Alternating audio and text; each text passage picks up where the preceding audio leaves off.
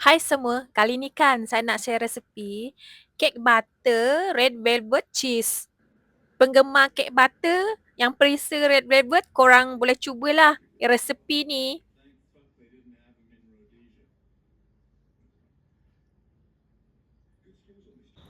6 biji telur grade A, 1 sudu besar overload, 180 gram gula kasta. Pukul ke semua bahan-bahan ni sampai putih, gebu likat macam saya buat dalam video ni.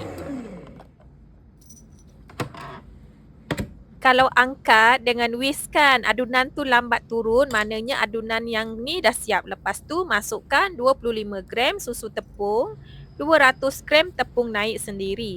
Kalau korang tak ada tepung naik sendiri, boleh je guna tepung gandum, tapi kena tambah 1 sudu teh serbuk panai.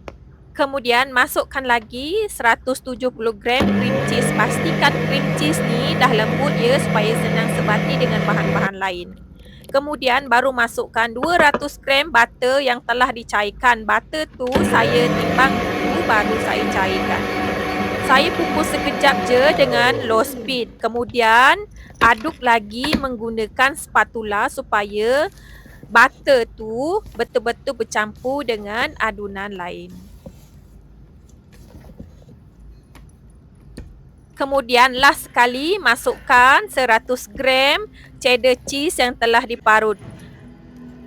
Bahagikan adunan ni kepada 2 bahagian sama banyak.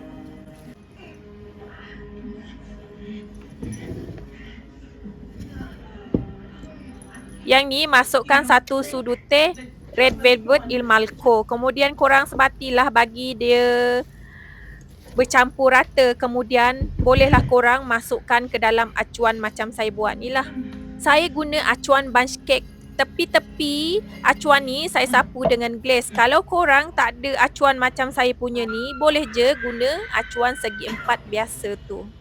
Korang mabalah kek tu ikut kreativiti korang masing-masing. Saya bakar kek ni selama 60 minit, suhu 120 darjah Celsius. Bakar guna api atas dan bawah. Loyang tu saya letak dekat rak bawah sekali. Kipas saya off ya.